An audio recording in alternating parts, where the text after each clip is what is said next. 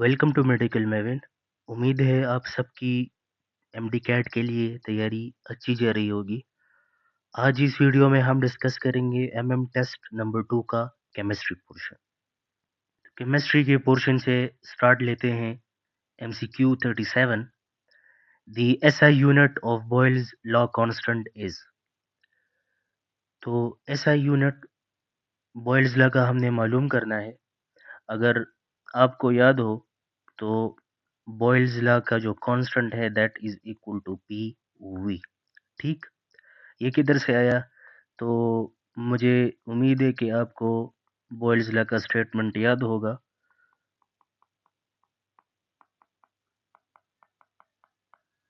ये ऐसे आया है। ठीक, तो K is equal to P we.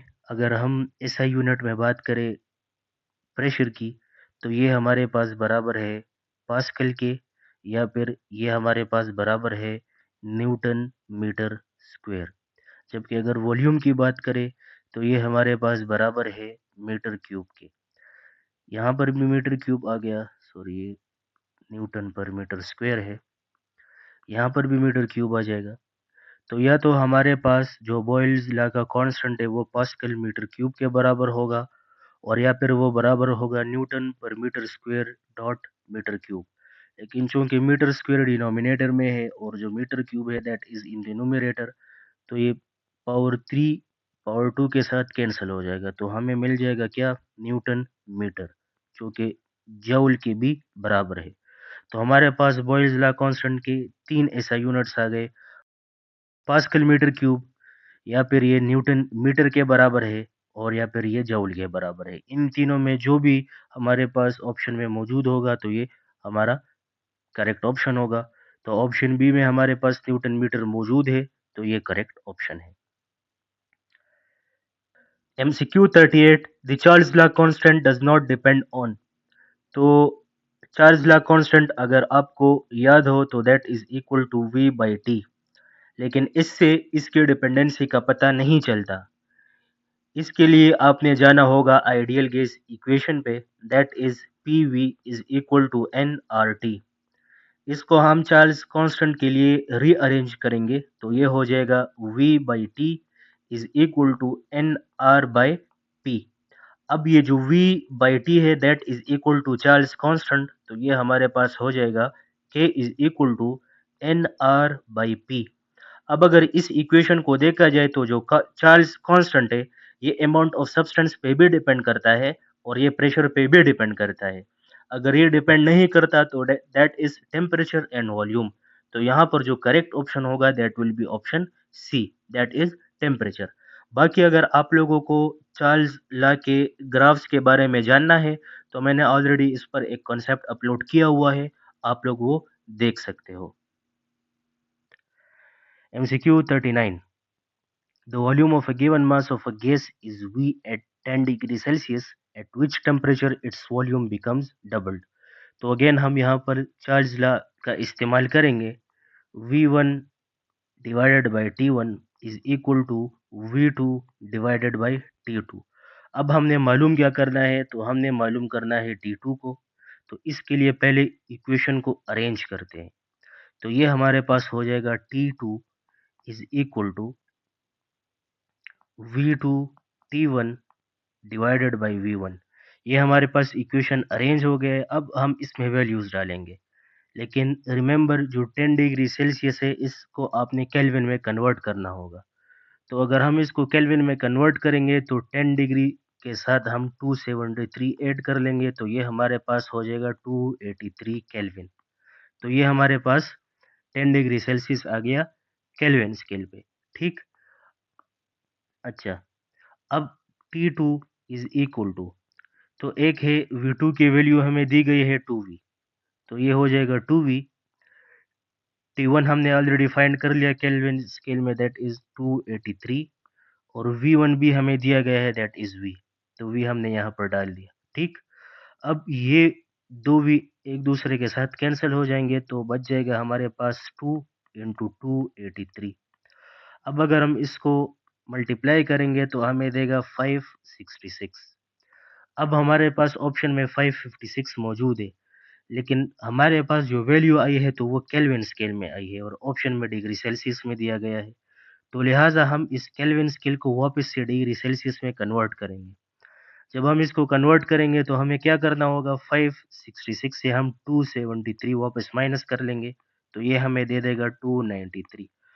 अब ये डिग्री सेल्सियस में आंसर आ गया है और ऑप्शन में 293 डिग्री सेल्सियस मौजूद है, लिहाजा ये हमारा करेक्ट ऑप्शन हो गया।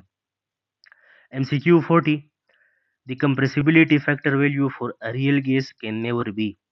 तो रियल गैस के लिए कंप्रेसिबिलिटी फैक्टर वैल्यू कभी जीरो नहीं हो सकती। अब की में डी ऑप्शन दिया गया है ऑल ऑफ दीज, लेकिन ये गलत है।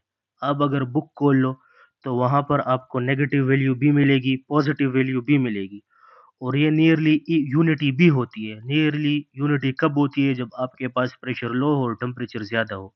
तो जो आइडियल रियल गैस के लिए जो कंप्रेसिबिलिटी फैक्टर की वैल्यू आती है वो यूनिटी के करीब करीब ही आती है, या फिर वो नियरली यूनिटी ही होती है।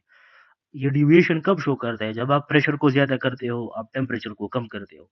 तो तब आपके पास या तो पॉजिटिव डिविएशन आएगी for hydrogen and helium gas, और या फिर आपके पास जो है ना, तो नेगेटिव डिविएशन आएगी for other gases like carbon dioxide, ammonia, N2 etcetera. ठीक, तो यहाँ पर जो करेक्ट ऑप्शन बनेगा that will be 0। MCQ 41, the reason of diffusion for non reacting gases is. तो इसमें ऑल ऑफ दीज ऑप्शन आता है, एम्प्टी स्पेसेस भी आती हैं, रैंडम मोशन भी और हाई काइनेटिक एनर्जी भी। तो यहाँ पर जो करेक्ट ऑप्शन होगा that will be option D. MCQ 42, the gas molecules move in dash until they collide with another particle or the walls of the container। तो remember, gas molecules हमेशा straight line में move करते हैं until they collide with another molecule or the walls of container, और इस collision की वजह से फिर जो इनकी मूवमेंट होती है वो zigzag होती है। MCQ 43, select the incorrect statement of kinetic molecular theory regarding the real gas। तो मॉलिक्यूलर वॉल्यूम भी नेग्लिजिबल होता है, ये भी एक फॉल्टी एजम्पशन है। नो मॉलिक्यूलर इंटरेक्शंस, तो ये भी एक फॉल्टी एजम्पशन है। इसी तरह molecular collisions are perfectly elastic, तो ये भी एक फॉल्टी एजम्पशन में आता है, क्योंकि जब भी जो गैसेस मॉलिक्यूल जो है तो वो ट्रेवल करते हैं, तो वो एक दूसरे के साथ कोलाइड करते रहते हैं, वॉल्स ऑफ कंटेनर के साथ कोलाइड करते रहते हैं, तो इसलिए इनकी जो कोलिजन है वो मैक्रोस्कोपिक लेवल पर कभी भी परफेक्टली इलास्टिक नहीं होती।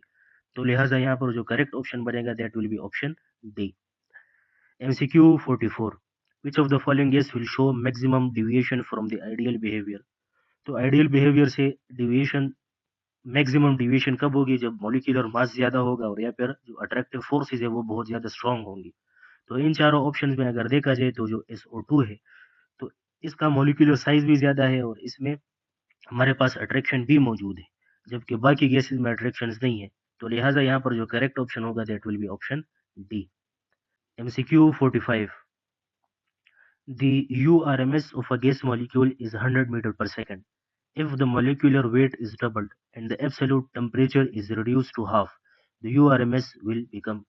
तो इसके लिए आपके बुक में एक फॉर्मूला गिवन है, जो एप्लीकेशन है काइनेटिक मॉलिक्यूलर थ्योरी के, उसमें वेलोसिटी ऑफ मॉलिक्यूल्स का एक टॉपिक है। वहां पर आपके पास एक फॉर्मूला मौजूद है, URMS is equal to under the root 3RT/m। अब ये कह रहे हैं कि हमने एब्सोल्यूट टेम्परेचर को हाफ कर दिया है और जो मॉलिक्यूलर वेट है उसको हमने डबल कर दिया है। तो अब आप बताएं कि हमारे पास जो URMS है उस पर क्या असर पड़ेगा। तो आइए इसको सॉल्व करते हैं। यहाँ पे URMS is equal to 3R into T/2 divided by 2m। अब अगर इसको हम मज़ीद सिंप्लीफाई करें तो ये इस तरह हो जाएगा 4m, ठीक, और 3RT/m, इसको हम इस तरह भी लिख सकते हैं। तो 1 और अंडर द रूट 4 क्या हो जाएगा, 1/2 हो जाएगा। तो ये हो जाएगा 3RT/m डिवाइडेड बाई 2। तो अब ये हमारे पास किस चीज़ के बराबर है, दैट इज 100 मीटर पर सेकेंड। अगर इसको हम 2 पे डिवाइड करें तो हमारे पास आंसर क्या आ जाएगा, 50 मीटर पर सेकेंड। तो यहाँ पर जो करेक्ट ऑप्शन होगा that will be option B. MCQ 46, which of the following gas will have the smallest value of compressibility factor। तो अगेन जब भी हमारे पास अट्रैक्टिव फोर्सेस ज़्यादा होंगी, जितनी वो ज़्यादा होंगी उतनी ही हमारे पास कंप्रेसिबिलिटी फैक्टर की वैल्यू कम आएगी। इसी तरह अगर मॉलिक्यूलर मास ज़्यादा होगा तब भी हमारे पास जो कंप्रेसिबिलिटी फैक्टर की वैल्यू है वो हमारे पास कम आएगी। लेकिन अगर attractive forces just like hydrogen bond हो तो इसका असर ज़्यादा होगा।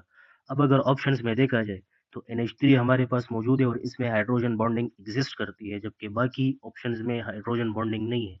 इसका मतलब है कि अट्रैक्टिव फोर्सेस बहुत ज़्यादा है, तो इसके लिए जो कंप्रेसिबिलिटी फैक्टर की वैल्यू आएगी वो भी कम आएगी। MCQ 47 the Boyle law constant value depend on. तो अगेन जो हमने ऊपर MCQ किया था चार्ल्स कांस्टेंट के लिए, बिल्कुल ये भी उसी तरह है। अगर आपने बॉयल्स लॉ के ग्राफ के बारे में जानना है तो आप कॉन्सेप्ट मैंने अपलोड किया हुआ है वो देख सकते हो। आइए बॉयल लॉ कांस्टेंट की तरफ आते हैं। तो बॉयल लॉ कांस्टेंट बराबर है PV के। अब हम जाते हैं आइडियल गैस इक्वेशन की तरफ। तो that is PV is equal to nRT। अब PV हमारे पास बॉयल कांस्टेंट के बराबर है तो ये K हो जाएगा and K is equal to nRT। अब अगर देखा जाए तो ये किस किस चीज पर डिपेंड करता है, अमाउंट ऑफ सब्सटेंस पे एंड टेम्परेचर पे। तो ऑप्शंस में हमारे पास टेम्परेचर मौजूद है, लिहाजा ये हमारा करेक्ट ऑप्शन हो गया। MCQ 48 which gas will have maximum average kinetic energy at STP। तो याद रखिए at the same temperature and pressure all gases will have the same average kinetic energy. तो यहाँ पर जो ऑप्शन करेक्ट आएगा that will be option D, same for all. MCQ 49 a gas has volume 10 dm cube at 50 Kelvin. What will be increase in volume when the temperature is doubled 100 Kelvin? तो again आपने Charles law का जो formula है वो use करना है। V1 divided by T1 is equal to V2 divided by T2। अब हमने फाइंड क्या करना है, V2 फाइंड करना है। तो V2 के लिए इक्वेशन को हम रीअरेंज करेंगे तो ये हो जाएगा V2 is equal to V1 T2 divided by T1। अब हमें सारी वैल्यूज दी गई हैं। V1 is 10 dm cube, T2 is 100 Kelvin and T1 is 50 Kelvin। तो ये हो जाएगा 51 is 50 एंड 52 is 100। तो ये हो जाएगा 10 multiply by 2 is equal to 20 dm cube. यानी जो हमारे पास V2 आएगा that will be 10 dm cube. तो अब यहाँ पर हमारे पास आंसर क्या होगा, सॉरी V2 20 dm क्यूब आ गया। ठीक, तो अब हमारे पास यहाँ पे आंसर क्या होगा, will that be 20 dm cube? The answer is no, it will be 10 dm cube. देखिए understanding question is half part of the answer. यहाँ पर इन्होंने आपसे इंक्रीज इन वॉल्यूम पूछा है, इन्होंने ये नहीं पूछा कि what will be the volume when the temperature is doubled. अगर टेम्परेचर डबल हो जाए तो वॉल्यूम हमारे पास 20 डीएम क्यूब होगा, लेकिन इन्होंने ये पूछा है कि इंक्रीज इन वॉल्यूम कितना आएगा। तो इंक्रीज इन वॉल्यूम आपने V2 से V1 माइनस कर लेना है तो 10 आ जाएगा। यानी इंक्रीज इन वॉल्यूम कितना आया है, 10 से 20 डीएम क्यूब पे जब ये जा रहा था तो कितना वॉल्यूम इंक्रीज हुआ, तो दैट इज 10 डीएम क्यूब। तो यहाँ पे जो करेक्ट ऑप्शन होगा that will be 10 DM cube. 20 DM cube तब होता जब स्टेटमेंट ऐसे होता कि what will be the volume when the temperature is doubled. ठीक। MCQ 50 point out the gas that has maximum ideal behaviour among the given options. तो याद रखिए मैक्सिमम आइडियल बिहेवियर दो गैसेस देते हैं, that is H2 and that is helium. क्योंकि ये इतने स्मॉलर गैसेस है कि इनमें अट्रैक्टिव फोर्सेस डेवलप ही नहीं होती, तो इसलिए ये हमें मैक्सिमम आइडियल बिहेवियर देते हैं। तो यहाँ पे जो करेक्ट ऑप्शन होगा that will be option C. MCQ 51 the vapour pressure of a liquid depends on. तो vapour pressure of a liquid depends on the temperature and intermolecular forces. अब यहाँ पर अगर ऑप्शंस में देखा जाए तो ना टेम्परेचर है और ना इंटरमोलिक्यूलर फोर्सेस है, लिहाजा यहाँ पर जो करेक्ट ऑप्शन होगा that will be none of these. MCQ 52 What type of intermolecular forces exists among the water molecules? तो यहाँ पर all of these आएगा। अब शायद मोस्ट ऑफ द स्टूडेंट्स ने हाइड्रोजन बॉन्डिंग को टिक किया हो, लेकिन ये करेक्ट ऑप्शन नहीं है। Correct option is all of these. अब इस तरह क्यों है, क्योंकि इन्होंने आपसे पूछा है कि कौन सी टाइप की इंटरमोलिकुलर फोर्सेस एग्जिस्ट करती है वाटर में। तो वाटर में लंडन फोर्सेस भी एग्जिस्ट करती है, डाइपोल फोर्सेस भी एग्जिस्ट करती है और हाइड्रोजन बॉन्डिंग भी एग्जिस्ट करती है। London forces exist in all molecules. Dipole forces उन मॉलिक्यूल में होंगी जो जिनमें डाइपोल बनेगा, तो वाटर में तो डाइपोल बनता है। लेकिन वाटर में जो significant intermolecular forces hydrogen bonding है, इसलिए हम इन बाकी इंटरमॉलिक्यूलर फोर्सेस की बात नहीं करते, लेकिन मौजूद सारे होती है। ठीक, तो यहाँ पर करेक्ट ऑप्शन डी है। हाँ, अगर क्वेश्चन ऐसे होता कि what type of intermolecular forces are significant among the water molecules, तो फिर हाइड्रोजन बॉन्डिंग आता। ठीक। MCQ 53, London dispersion forces are significant in, तो they are significant in non-polar molecules। तो यहाँ पर जो non-polar molecule है that is CH4। MCQ 54, the boiling point of a liquid does not depend on, तो ये मास ऑफ द लिक्विड पे depend नहीं करता, बाकी एक्सटर्नल प्रेशर पे भी डिपेंड करता है और अल्टीट्यूड पे भी डिपेंड करता है। MCQ 55, the type of intramolecular forces present in water molecules is, तो that is the covalent bond. लेकिन यहाँ पर कोवेलेंट बॉन्ड है ही नहीं, तो हमारे पास ऑप्शन डी आएगा। शायद आप में से मोस्ट ऑफ द स्टूडेंट्स ने इसको इंटर पढ़ा हो, लेकिन ये इंटर नहीं है, ये इंट्रा है। इसलिए कहते हैं कि जब भी स्टेटमेंट रीड करना हो तो गौर से रीड किया करे, जल्दबाजी ना किया करे। अगर आपने इसको इंटर पढ़ा हो तो फिर लाजमी बात है आप ऑप्शन सी को टिक करोगे, लेकिन ये इंटर नहीं है, इंट्रा है। और intra molecular forces covalent bond है वाटर में, तो लिहाजा यहाँ पर डी ऑप्शन आएगा। MCQ 56, which of the following has the lowest boiling point, तो एक तो इंटरमोलिकुलर फोर्सेस पे भी ये डिपेंड करता है। ठीक, तो इंटरमोलिकुलर फोर्सेस यहाँ पे अगर मैं H2O की बात करूँ, NH3 की बात करूँ और SO2 की बात करूँ, तो सारे पोलर है, तो इनमें इंटरमोलिकुलर फोर्सेस ज़्यादा है और स्ट्रॉन्ग भी है एज कम्पेयर टू H2S। तो यहाँ पे जो करेक्ट ऑप्शन आएगा दैट विल बी ए।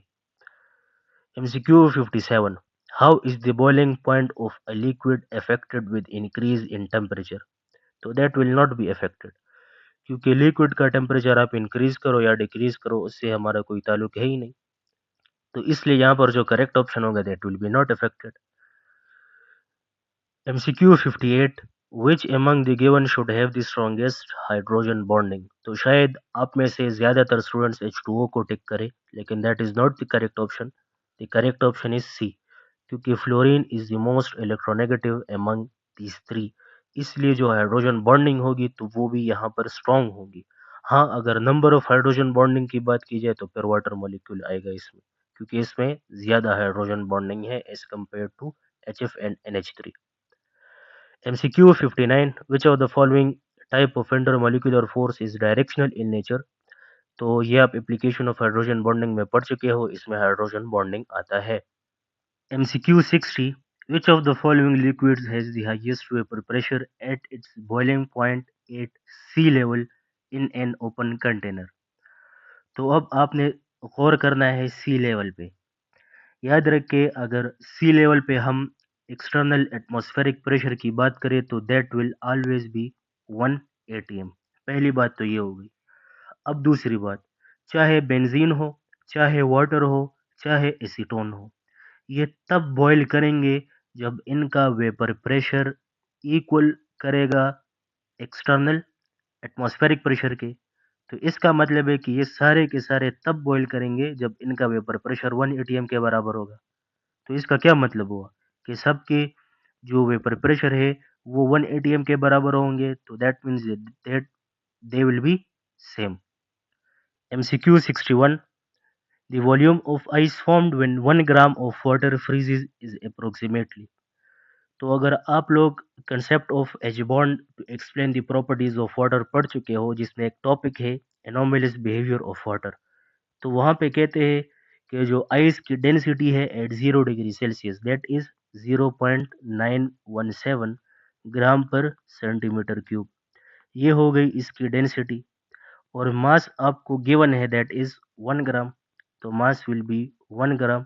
अब हम डेंसिटी का फॉर्मूला यूज करेंगे, तो density is equal to mass per unit volume.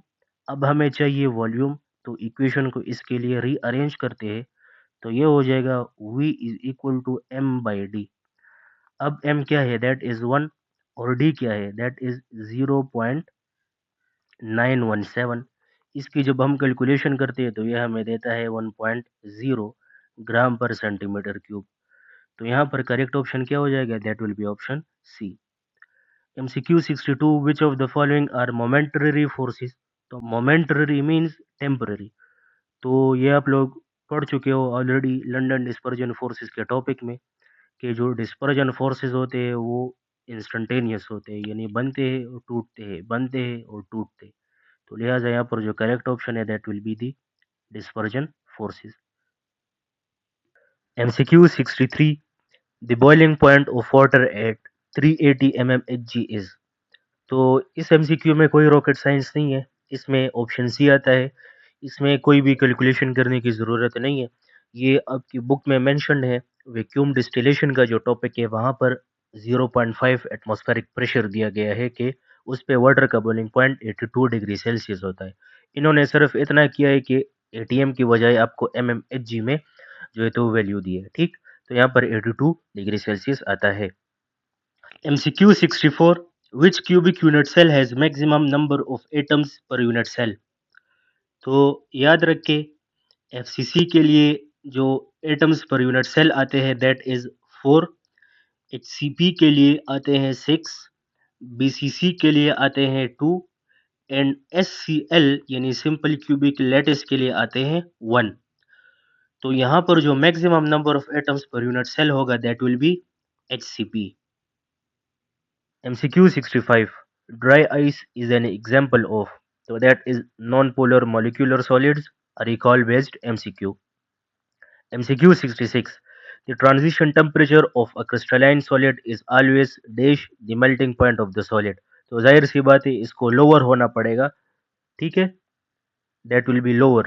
तो तभी ट्रांजिशन टेम्परेचर जो हमारे पास ये डिफरेंट क्रिस्टलाइन फॉर्म्स में एग्जिस्ट करेंगे। MCQ 67, which of the following can show isotropy। तो that will be diamond। MCQ 68, total number of planes of symmetry in a cubic system is। तो that is 9।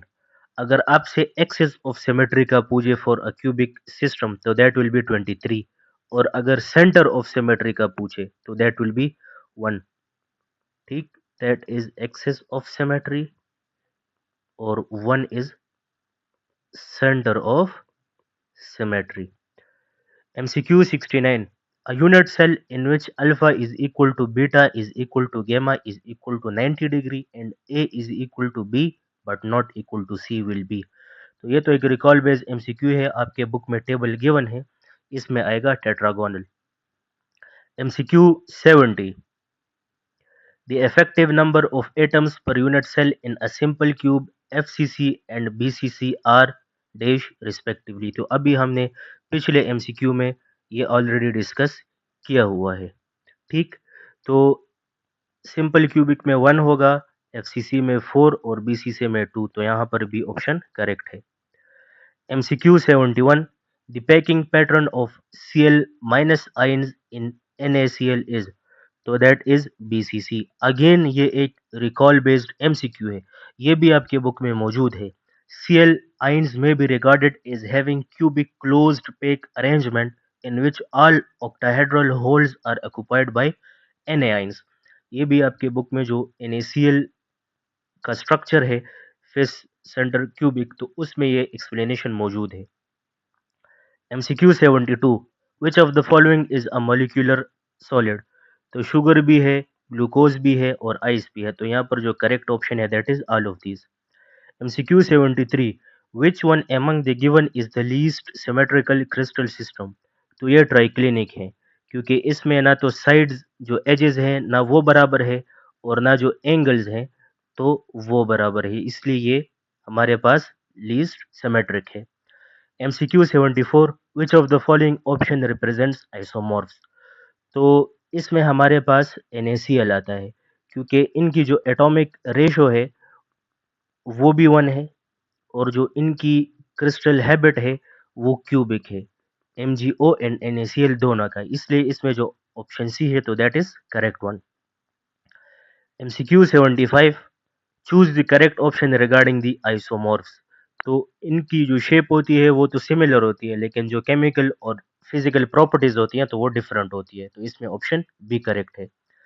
MCQ 76, how many lattice points are there in an FCC unit cell? तो that is 14। 8 corners पे होते हैं और 6 sides पे होते हैं, तो 8 प्लस 6 विल गिव अस 14। अगर हम BCC की बात करें तो उसमें लेटिस पॉइंट्स 9 होंगे, और अगर हम सिंपल क्यूबिक की बात करें तो उसके लिए जो लेटिस पॉइंट्स होंगे वो 8 होंगे। BCC में कॉर्नर्स पर 8 और एक सेंटर में होता है, जबकि SCL में सिंपल क्यूबिक लैटिस में सिर्फ कॉर्नर्स पर लैटिस पॉइंट्स मौजूद होते हैं। MCQ 77, if the coordination number is 8, the crystal structure will be। तो ये हमारे पास आएगा क्यूबिक। ये भी जो है तो एक टेबल 6.5 है, वहां पर ये सब मौजूद है। MCQ 78, which of the following ionic crystal will have highest lattice enthalpy? तो इसके लिए आप दो बातें याद रखें। जो लेटेस्ट एंथैल्पी है that is directly proportional to charge and inversely proportional to the size. तो इन चारों ऑप्शंस में अगर देखा जाए तो लिथियम और सोडियम पर +1 चार्ज है, जबकि बेरिलियम और कैल्शियम पर +2 चार्ज है, तो लिहाजा ये दोनों ऑप्शंस एलिमिनेट हो जाएंगे। अब हमने बेरिलियम ऑक्साइड और कैल्शियम ऑक्साइड में डिसाइड करना है। तो हमने ये भी बताया कि जो लेटेस्ट एनर्जी है that is inversely related to the size, तो जिसका साइज ज़्यादा होगा उसकी जो लेटेस्ट एनर्जी है वो कम होगी। तो बेरिलियम और कैल्शियम में साइज किसका ज़्यादा है? That is calcium. तो ये भी यहाँ से ओमिट हो गया। जो हाईएस्ट लेटेस्ट एंथैल्पी है तो वो बेरिलियम ऑक्साइड की होगी। MCQ 79, in NaCl crystal which type of voids are formed? तो दैट इज octahedral, ऑलरेडी पिछले MCQ में हमने डिस्कस किया। MCQ 80, unit cells are classified on the basis of how many parameters? So that is 6. Again a recall based MCQ, 3 edges and 3 angles. MCQ 81, the process of evaporation does not depend on। तो mass of liquid पे depend नहीं करता, जबकि intermolecular forces और temperature पर करता है। तो ये थी हमारी केमिस्ट्री पोर्शन की डिस्कशन। आई होप आपने बहुत कुछ इससे सीखा होगा। मैंने अपनी पूरी कोशिश की है कि आप लोगों को ट्रिक्स भी दूँ, एमसीक्यूज़ को मॉडिफ़ाई भी करूँ, वो भी आपको बताऊँ, साथ में जो कॉमन मिस्टेक्स करते हैं स्टूडेंट्स वो भी मैंने पूरी कोशिश की है कि उसको आइडेंटिफ़ाई कर सकूँ। अगर आपको ये डिस्कशन वीडियो अच्छी लगी है तो डू लाइक एंड सब्सक्राइब, और बाकी जितने भी एमडी-कैट एस्पिरेंट्स को आप जानते हो तो इनके साथ भी ये ज़रूर शेयर करें। मिलेंगे इंशाल्लाह नेक्स्ट वीडियो में। अल्लाह हाफ़िज़।